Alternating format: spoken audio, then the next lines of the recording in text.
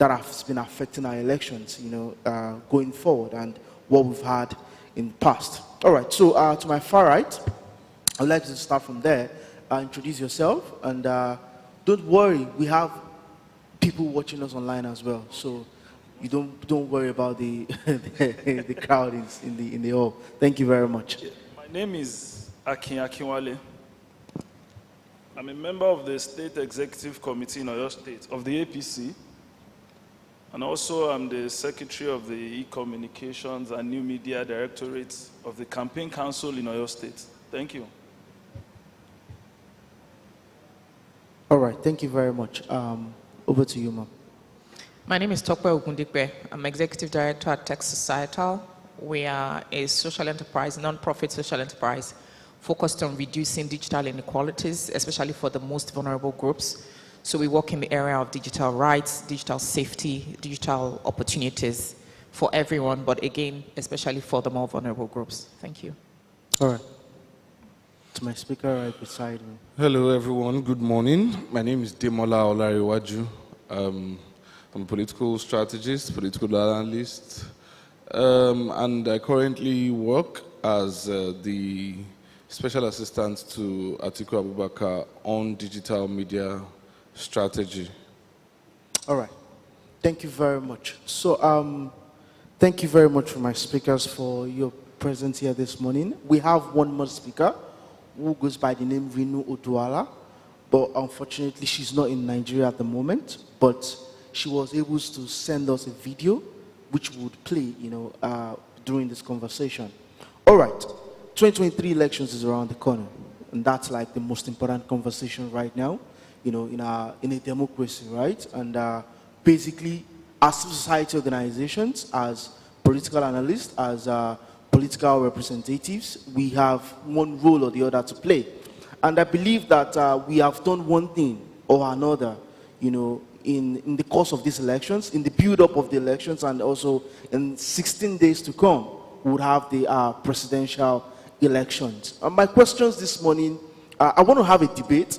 I also want to have a conversation, because and it was deliberate, because I wanted to see how we can bring all the political parties on stage and also society to see how we can, have a conversation amidst ourselves.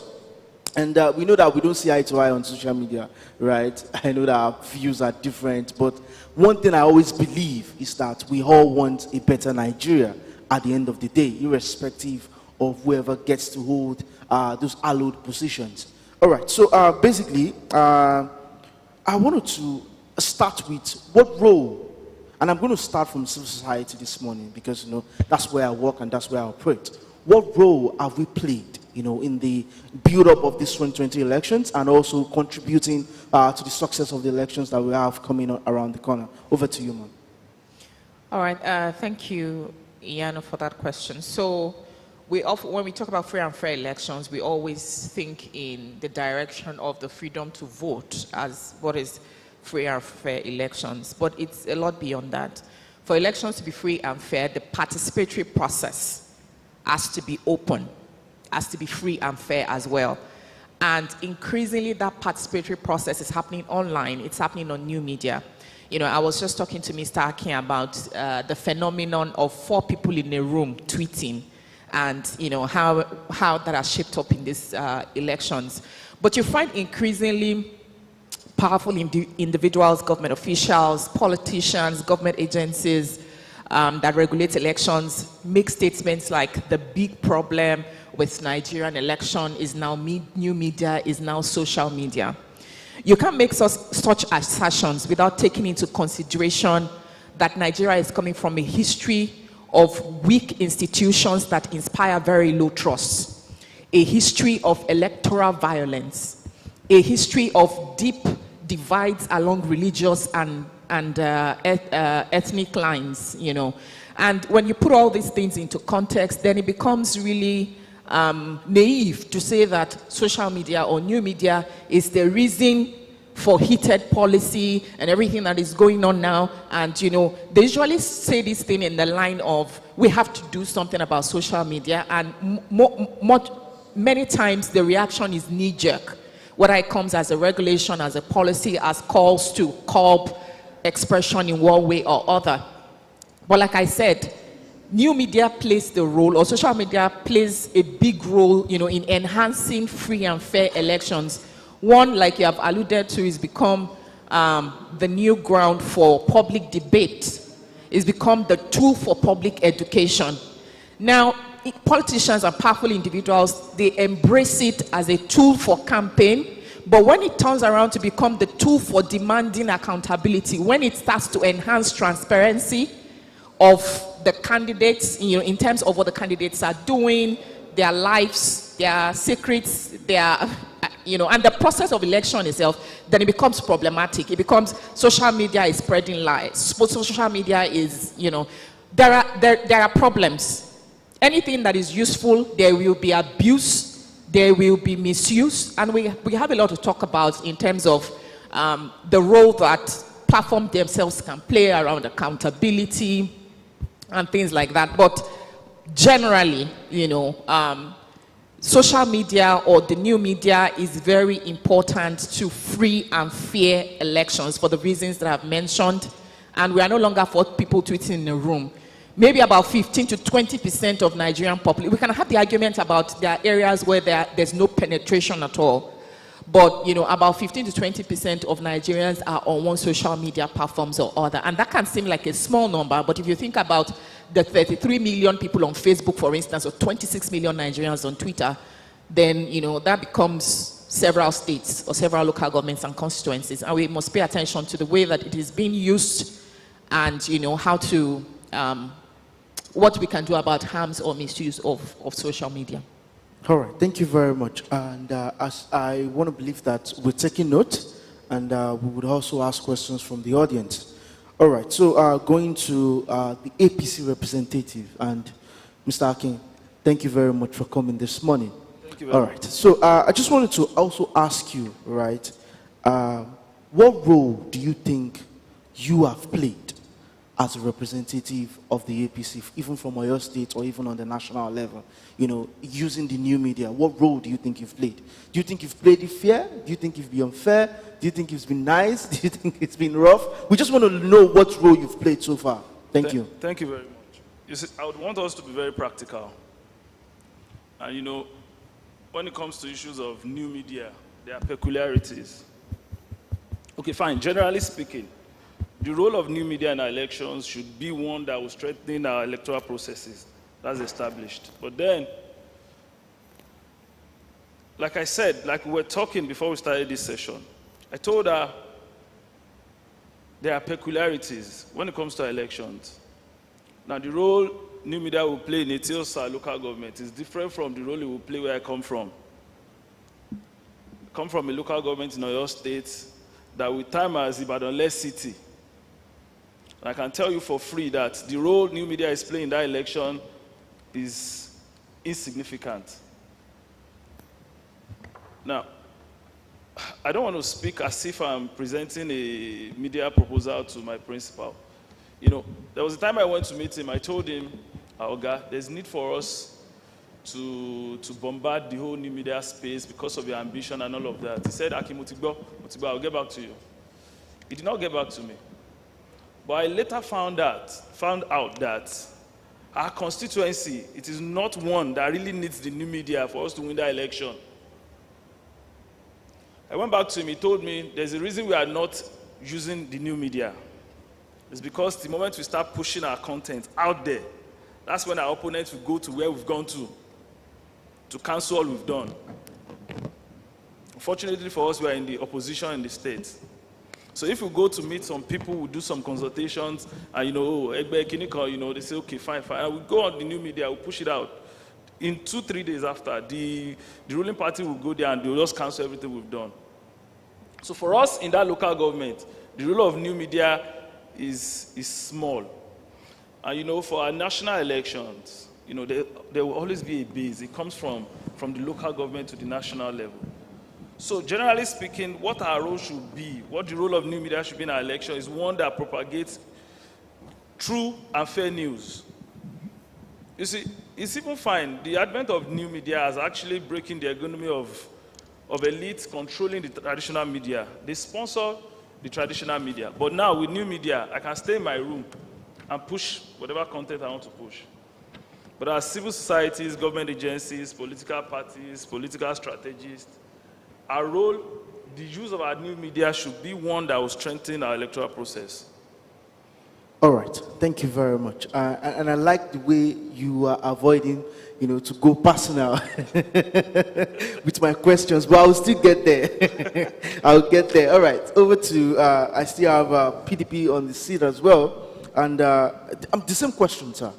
Mr. Demola, thank you very much for joining us again this morning. Thank you. The pleasure All is right, mine. and my question, we know you have a very large following on social media. Your influence goes even beyond social media, right? And even the new media. But I wanted to ask you, what role have you played? What role have you used your platform to play in the build-up of these 2023 elections, and even contributing to the success of the elections that we have coming close to home? I think in this electoral cycle, before now, I think anybody who follows me on social media knows that I do a lot of political history. I try to look at things and show that the phenomena that confront us in these modern times, they are not in any way different from the things that confronted politicians in times past. For example, when corruption was a major talking point, in the polity, when this present administration came in on the mantra of corruption, this one is corrupt, Dasuki is corrupt, I looked at it politically and I brought out the point that the founding fathers, all of them at some point or the other had corruption cases around them. Awolowo was accused of corruption. Azikiwe was accused of corruption with the Africa Continental Bank. The same thing with Sadauna Amadu Bello, who was accused of embezzling cattle tax. So it is normal for politicians to trade corruption accusations, and that we should not be carried away with those things because they are temporal. They are, they are not permanent features of society or things for us to get stuck on, or ideological or issues based. Someone can say, oh, I'm fighting corruption, and you assume that that's an ideological base to build a country from. It's a problem in society, yes, you deal with it, yes, but it's not the political ideology aspect of it. I'm here today because of social media. I'm here today because of new media, and I mean that, not just in terms of the fact that new media is what we are discussing, but also in terms of the fact that I wouldn't be the politician I am today if it wasn't for new media. And not just because of the following, but also because I remember it was sometime in 2006, September 2006. Yes, September 2006. No, sorry, 2010.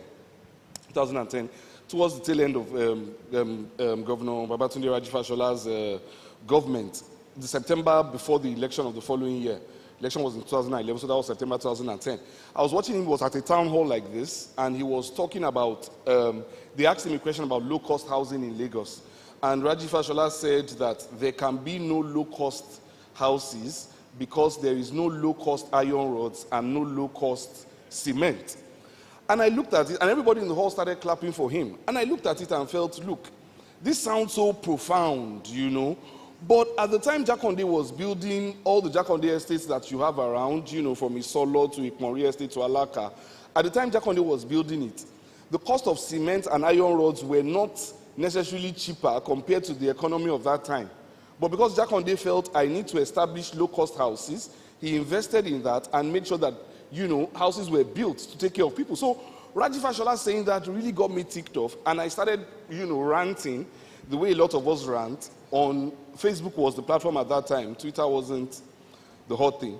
And I went on Facebook and started talking that, I need somebody who's running against this guy. And the only person I found at that time was Babatunde Olalere Badamosi.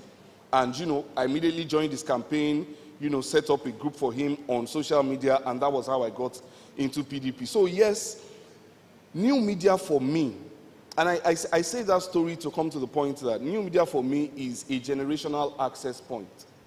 The reason why I know my co-panelists here is because we've had interactions on new media.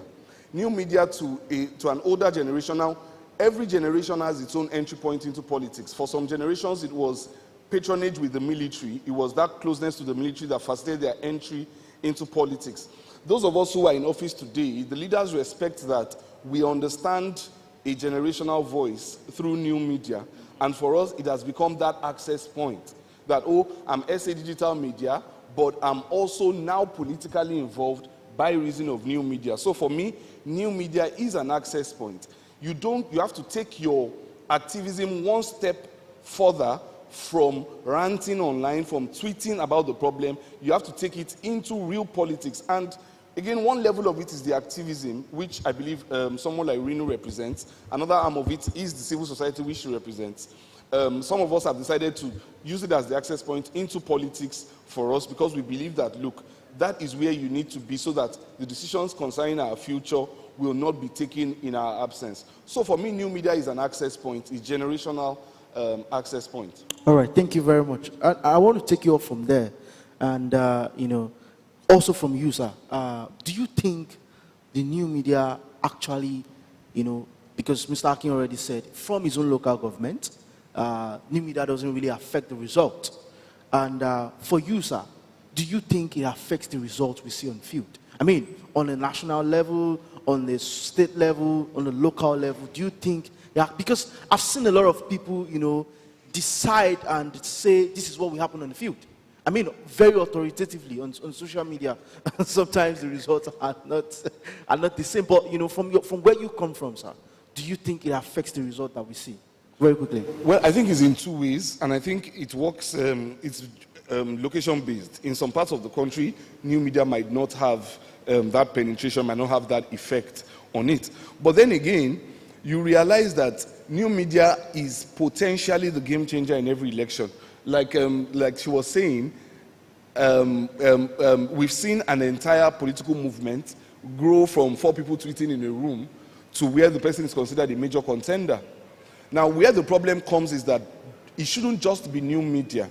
New media would not change things alone by itself. And that's why I said you have to move from new media to actually boots on ground. Now, if that movement had started maybe 4 or 5 years before and had established structures, then you could say, yes, it was entirely built on new media. So I think new media has the potential to change elections everywhere. Everywhere. Because even in places where Twitter might not be popular, you have Facebook popular. And if you want to know about it, put out that your opponent is a thief or is a rapist or something. In your constituency, it's going to filter. It's going to filter. I mean, it's as powerful as television or radio used to be. When Obafemi Awolowo started with his television broadcasts back then, or when Governor Sam Mbakwe went on radio to announce his own results, it merely spread like wildfire. Today, there are people who will tell you that I saw it on Facebook and that is equal to quoting from the Bible. There are people who will tell you I saw it on Twitter and that is equal to quoting from the Holy Quran, like nothing on the internet can be wrong. Yeah. So I think new media has the potential to affect elections everywhere, but I don't think that we have fully harnessed that potential. All right, so going back to you, Ma. So do you think, because I will pick up from the last statement he made, which is, sometimes some people have amassed so much influence that, whatever they say tends to become like quoting from the Bible, quoting him verbatim now. Do you think there are regulations that needs to be in place? Maybe, we who work in the societal space, we are proposing some regulations before, it's being regulated by political powers, that be. Twitter was suspended for 222 days in Nigeria, so do you think we should look forward to suspensions like that coming up again in the future? Or do you think we should advocate for, ways that we can actually put moderation in place and it's not abused?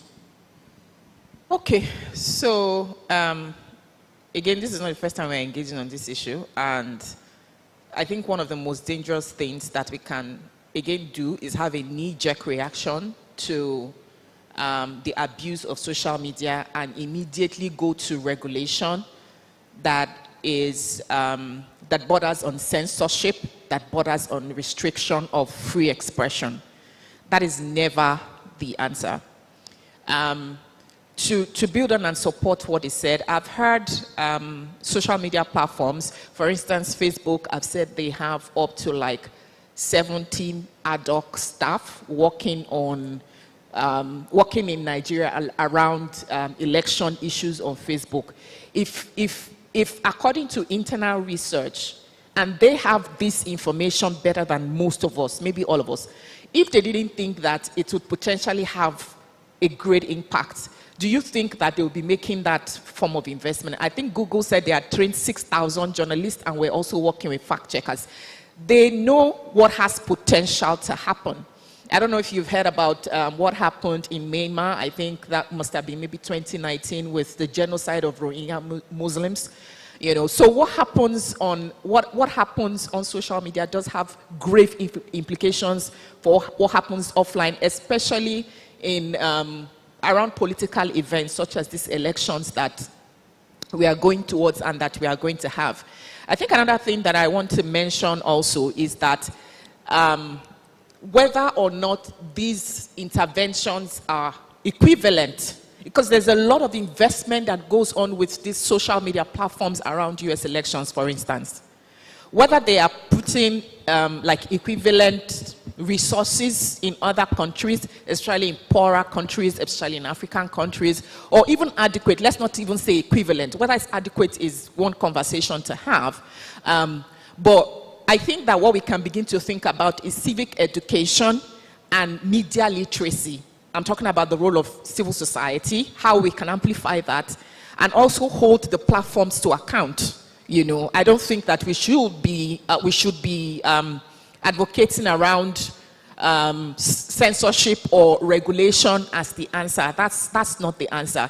There are a lot of things that happen on these platforms that we don't have enough information about to hold the platforms accountable about. One of it is how you see content. Content is ranked according to what they call relevance, not recency. So what you are seeing on your feed is not the last person to tweet. It's a factor of different things. One of it is how much that tweet has been engaged before that time, which is really critical. I give you an example. One of the most violent attacks in recent history in Canada, in Toronto, a guy drove a truck on the streets in Toronto, killed, I think, 10 people, injured about 12. A journalist arrived on the scene and tweeted 2 tweets on the spot. One tweet was a Middle Eastern Muslim man has driven a truck across the street and killed people. And then immediately she tweeted that a white man drove a truck across the street in Toronto and killed people. The one that had Muslim Middle Eastern man got more engagements, likes, retweets, shares. That was the false tweet. That crime was actually not committed by Middle Eastern Muslim nobody. It was a white man that committed that crime. The news reported a white man. The police on the official local authority handle reported white man. But that tweet that had Middle Eastern Muslim was the tweet that continued to be reshared, engaged, had the most reach. And that's how these tweets are ranked. So there's a way that they collect the data of your browsing history, who you are interacting with, what you have liked, what you have shared in the past. And so the algorithm feeds your biases, so you're likely to see what will make you even angrier, more upset with APC or PDP or their candidates. So that echo chamber, and sometimes misinformation echo chamber is, it just continues to be inflamed until it turns into tension offline. And then, this platform talks, they talk all the time about, like election-related policies, but we are not really clear how these comments are being ranked, how they are being removed, what is happening with accounts of bad actors. And so we don't have enough information to hold anybody accountable. So that's the direction we should be looking. We should never be looking in the direction of censorship, because he said something very important. We have a history of state-controlled media, and this is the opportunity we have for free expression. And if we allow it to be hijacked by clamoring for election regulators or whoever the powers that be to come and take that away from us, because we are not using other things that we have at our disposal, like I said, digital citizenship, media literacy training for people to know that everything they see from their church is not correct, or religious leaders. If we are not going that route, but we are going the route of let's regulate, You know, I think we are taking access and choking access on a continent in a country that needs even more. All right, thank you very much. And I don't want to put APC on the spot. And I'm saying that because the question I have next, right, is we all are aware, you know, from what the two speakers have said, there's a potential, you know, there's a potential for a slight dent on the results that we see, you know, and it's not just we acting on what we get on social media, but also to say it's a big contributor, and I picked that so well from, you know, from what he said and from what she said. But you know, you have a different opinion, most especially looking at from where you're from, right? And I just want to ask this question: from what you've done so far, from even on the national level, or even on the state level, do you think, you know, on social media right now, the activities of APC, you know, has a grave effect on the result that we'll see? Or do you think there is a dent that we can see in the near future? Okay, thank you. See, let me partly agree with what she said. Now, some people started their popularity from online. From there, they moved offline, which is fine. Now, for us in the APC, new media is just for us. We're using it for citizens, electorates. We need to keep them abreast of our campaign activities. That's number one. Now, number two, it's also an avenue to fact check our opponents. You know, back in those days, you know, before the advent of new media, there was no case to fact check. So when people start bringing false figures, you know, we could on the spot fact check. That's number one. Now, you asked a question about if new media can slightly change. Well, I may not agree totally, because for some of us, what we see on social media, on new media, we cannot just swallow it like that, because a lot of propaganda is being shared on new media. In fact, for someone like me, if I see a news, I can spot if it is fake news or propaganda, because for whatever it is, in any new media setting, there's a group that spreads propaganda, which is normal. So for us, if we bank solely on new media, no. We would not be going anywhere. Because the way some politicians, the way they deploy the use of new media, you cannot even match them. That's when you see them having 1,000 likes, retweets, and all of that. So, but for us in the APC, new media, we promote our candidates, fact check if the opponent is reading out false figures, then we go back offline. That is where the real assignment is. But on new media, of course, we cannot say new media is not effective. But then, what we do there is promote our candidate, fact check. If there's fake news, kill that fake news before it starts spreading. But the majority of the work we do is offline. All right, thank you very much. The majority of the work they do is offline. All right, thank you. And I would like to hear from Reno as well. I hope we have the video ready. The questions I've asked, and also the questions I've asked her, and I also want to hear from her. Then we would now move to audience, you know, get questions from the audience. And I still have 2 more questions from my own hand as well. While we're trying to get Reno's video ready, I will go back to civil society organizations.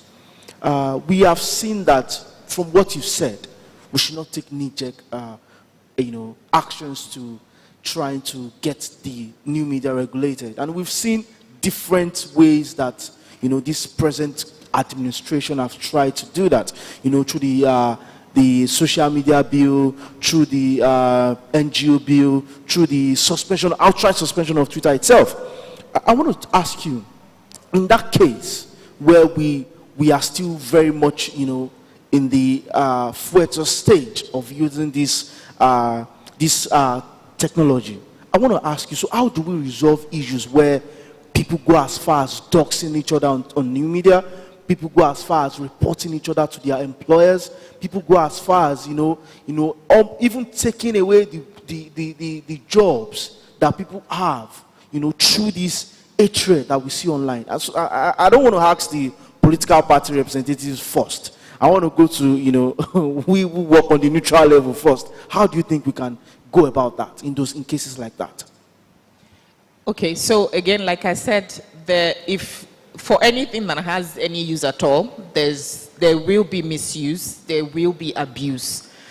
So it's not, and as civil society organizations, we cannot stop that misuse, we cannot stop that abuse. The person who created that tool has the most responsibility, and that's why I said our responsibility as civil society is one, education and awareness around civic, digital responsibility or digital citizenship and media literacy. And then the second thing we can do is hold platforms accountable to their policies and solutions and initiatives, so that we can see the consistency with which they are being implemented here, and also hold them to account about how effective they are. In jurisdictions where there's more scrutiny, they behave better. That's the truth. In jurisdictions where there's more scrutiny, they behave better. And throughout the world, we see that there's a movement gradually towards online safety regulation. We are seeing the UK online safety bill, where they have this vision to be the safest place in the world to go online. And they have a bill to take care of some of these things you have mentioned, including economic harms, psychological harms that people unleash on one another online. But even with that, civil society pushed back vehemently on certain aspects of that bill that contained what was repeatedly called legal but harmful speech, and that gave powers to, I can't remember, but I think it was the equivalent of the Secretary of State to be able to determine what is legal but harmful, And I remember going to a meeting in the UK at the time. I was working on the digital access program of the United Kingdom on the trust and safety pillar as a consultant around safety and inclusion. And the organization that I was supporting they were very happy about this bill because they thought that it will erode all these concerns that you had mentioned. But as soon as I started to talk to them about the Cybercrime Act in Nigeria, the Cybercrime Act of 2015, where we all thought that the Section 24 was the best thing that had happened since sliced bread. Oh, this addresses cyber stalking, addresses pornography, what we call non-consensual intimate image sharing, popularly called revenge porn. We thought, oh, finally, some harm is being. What we saw that in the first 2 years of the release of that, and until now, I do not know of any case of successful prosecution of an actual harm based on that section. What we've seen is journalists, activists, people like Mr. Ademola and Mr. Akinpeno, who is in government, being harassed and picked up and arrested for comments that they have made online. That's the result of what has happened. Yeah, that's Did it happen under PDP? No, I'm saying that. So I depending. So don't say Depending. No. The law came in 2015. Don't take it Goodluck personally. Jonathan was the most insulted president, but he never used that against anybody. Mr. Ademola, don't take it personally. I'm making a point. You mentioned my name and then said don't take it personally. Yes, don't take it personally. I'm making a point. The point is, depending on who is on power, there is the potential. We have not tested PDP since 2015. And that's why we are going to the polls. May the best man win. But whoever is there, we are not going to depend on them and say, oh, because PDP has never done it, therefore they will never do it. That's a foolish way to think. What will make sure that there is laws that work for everyone, regardless of affiliation, political party. We are, first of all Nigerians, right? So, again, I'm going to just say that these harms, we are not going to sweep them under the carpet. I mean, there is what I call violence against women in politics. Add the menace of gender-based violence, add it to electoral violence. Women are experiencing electoral violence. Of course, men in politics experience violence, but women in highly gendered ways. The intent is different, the form is different, the content is different, the frequency is different, the impact is different based on gender norms. So there are real harms that we are passionate about, but again, regulation in the way that we have it now is not the way. Okay, all right, thank you. We were getting personal, right? Are we moving? All right, it's getting more interesting. Okay, in 15 seconds, Mr. Demola, there are some PDP handles. All they do is abuse. No. Okay. No. All right. Mr. Demola, hold on. Mention There are some APC handles as well. No. All they do You see, look, is abuse. But where I'm going now is that why I don't want to You will put a never find spotlight it. on anybody. You would never find it. You see, Wait, my question is, what is the PDP doing, as a party or as a group of individuals to stem that, polity, one so of that the it doesn't things, get heated one of the through things, social one of the media? things that PDP has been accused of over In 50 the years seconds, please. is that PDP has never really fully harnessed new media. APC as a party built itself on the anger of a certain generation on new media. That is why if you say PDP has such handles, we don't. Because we never were even able to defend ourselves. And that's why PDP always takes a beating. Whether we are in power or we are in opposition, we take a beating on social media. Okay? APC built itself in 2015. If you remember at that time, Goodluck Jonathan said he was one of the most insulted presidents. People were calling his wife hippopotamus. People were saying, I would rather vote a pig than vote GEJ. Now you have another generation of politicians who are emulating what APC did and also insulting. So it's and then you find APC, complaining about that and trying to use state power to repress that. For me, it's simple. What we do internally is this. And perhaps it's because PDP was in power for so long. PDP grew like a bicycle. PDP never really invested much in new media, I'm surprised when he said that, it's a convenient position for him to take now. But those who remember the days of APC on social media, the days of the overlords on social media, what these people are doing now, the online movement, the reigning online movement, because they don't have a representative here, what they are doing now to APC is what we have at some point video is coming up done. Reno's video. Yeah. So what they are doing now is they are imitating what they did.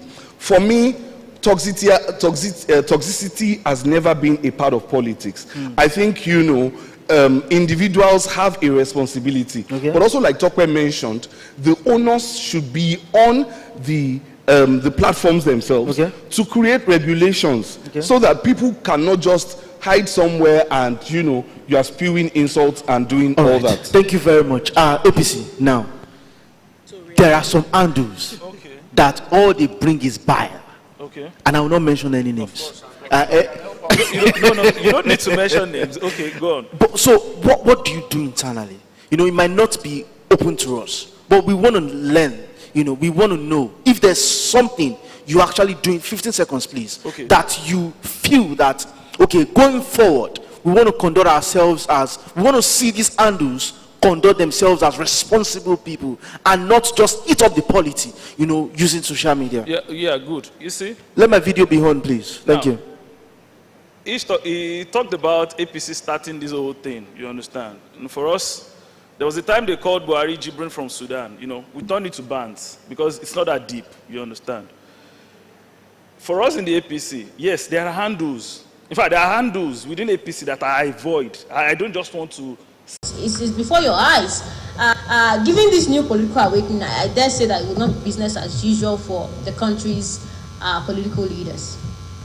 Well, I think that this is one of the most important questions for us to ask ourselves. What are the moderations that we can make?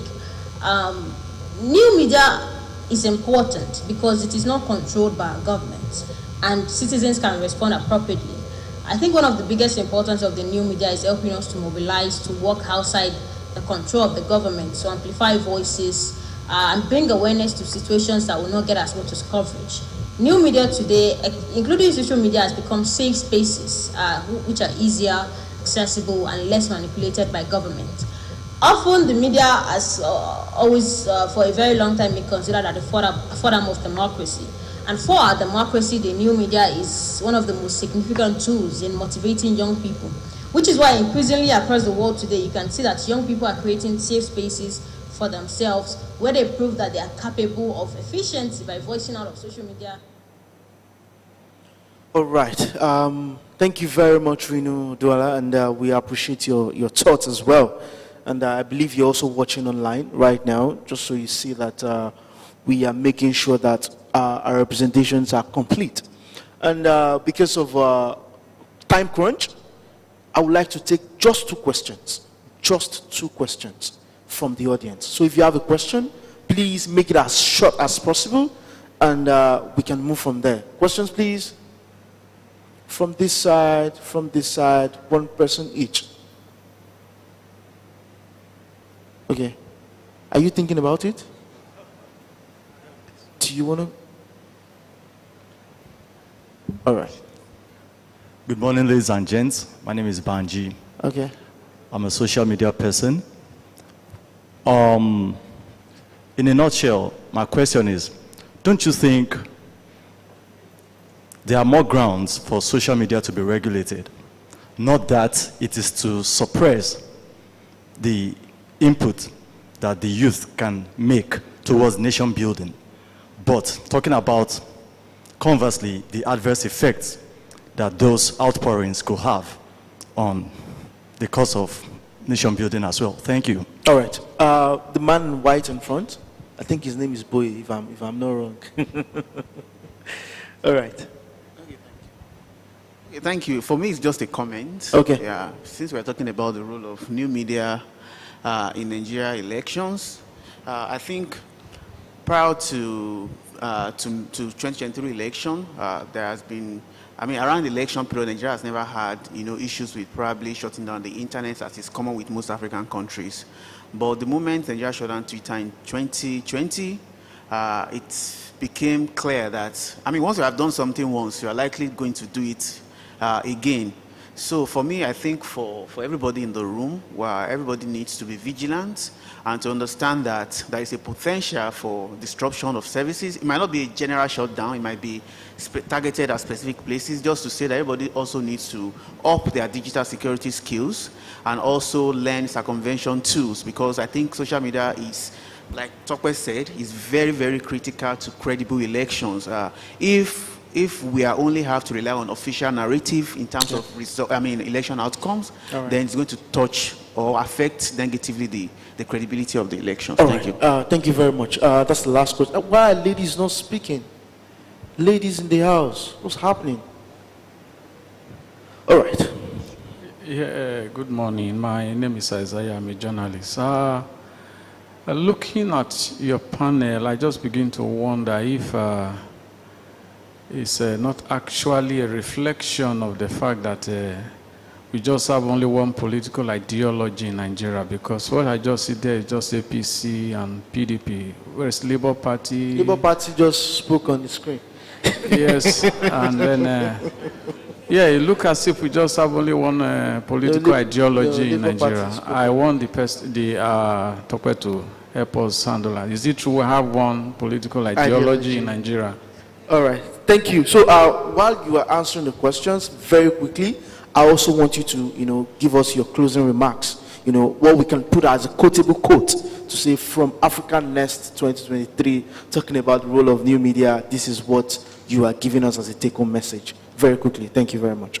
All right, so let's start from Mr. Akin. Okay, now answering his question about regulating social media, new media. As much as I agree that new media should be regulated, it shouldn't take away the power we have to hold our leaders accountable, you understand? But then, like I said, as users, we should understand whatever we push out, there are consequences to whatever we push out, you understand? So once we understand that, we need to push out responsible content, we need to push out content that will solidify our electoral processes. I think there will be no issue to have that rigid regulation, you understand? I think that answers it. Right, so your take-home message for us? And basically, my take-home will be like, fine, new media, fantastic, is good. But then again, for whatever we do in our elections, for whatever we are doing online, we should make sure we are doing it responsibly. All right, thank you very much. Madam, talk over to you. So, for the question that was directed at me, I'll start from the last one. I am not the organizer of this panel. It is budget. I am an invited speaker. I do not belong to or speak for any political parties. About whether Nigeria is a one-party state or one political ideology, on a personal level, I think that is changing rapidly, and thanks to four people in a room tweeting no longer being four people in a room tweeting. You know, I think we are moving.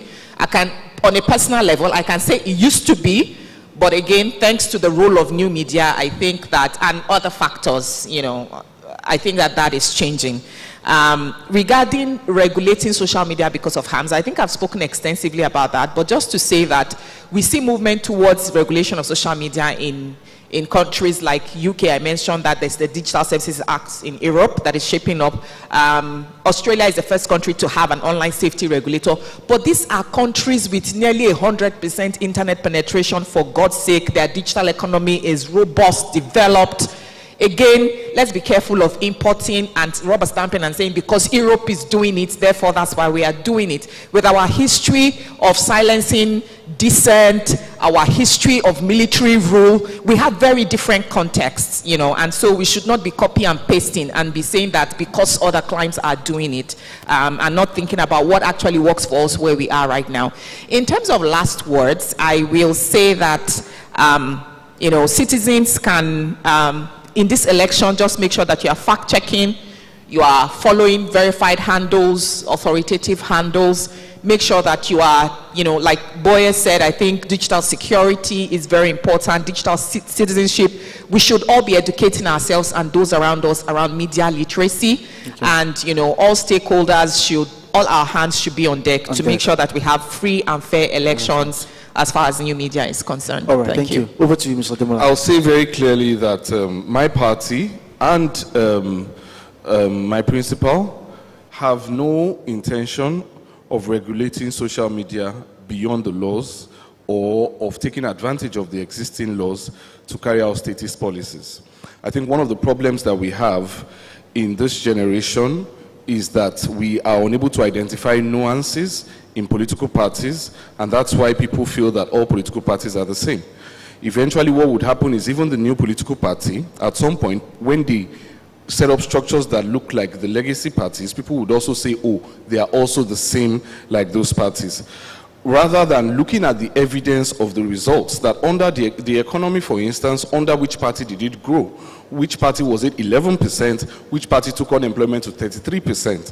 Which party did not regulate social media? Which party shut down Twitter for 1 year, for almost 1 year? And I think that's what Boye was saying, and I'll make that my last word. All right, thank you. I wanted to quote what Boye was saying, what he said as regards that, as my last word, that the party that shut down Twitter for that long is on the ballot presently and can still be a threat to new media.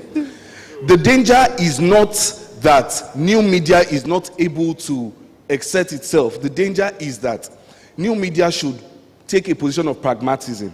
I think in whatever we do, I think what we can agree on in this room is that that party that is clearly anti-new media should not be voted in on February 25. Right. Okay, at this point, I need to collect your mic.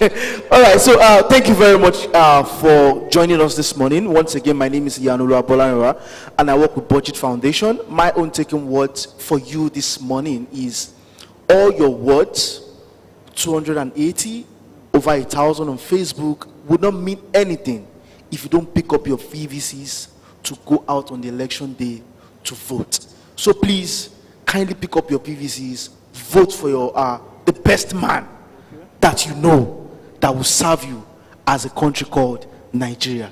Thank you very much for your attention this morning.